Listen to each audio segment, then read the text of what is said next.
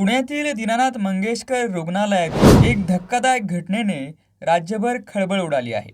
पारनेर तालुक्यातील सुपा येथील अवघ्या 6 वर्षीय प्रियांशी बागडे ह्या चिमुरडीचा उपचारादरम्यान दुर्दैवी मृत्यू झाल्याची घटना ही समोर आली आहे.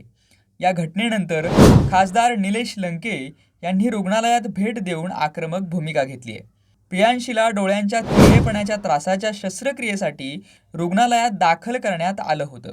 कुटुंबियांच्या म्हणण्यानुसार रुग्णालयाकडून सर्व वैद्यकीय तपासण्या सामान्य असल्याचं सांगण्यात आलं होतं. त्यानंतर पालकांनी उपचारासाठी संमती दिली होती.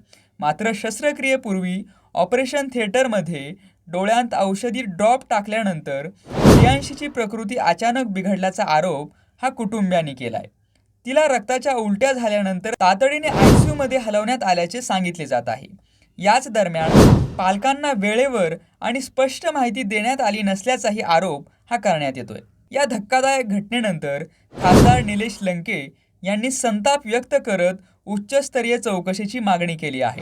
उपचार प्रक्रियेत निष्काळजीपणा झाला का? वैद्यकीय प्रोटोकॉलचे पालन झाले का? आणि पालकांना योग्य माहिती का देण्यात आली नाही?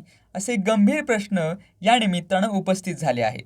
या प्रकरणातील सत्य समोर यावे आणि दोषींवर कठोर कारवाई व्हावी अशी मागणी खासदार निलेश लंके यांनी प्रत्यक्ष रुग्णालयात जाऊन केली आहे.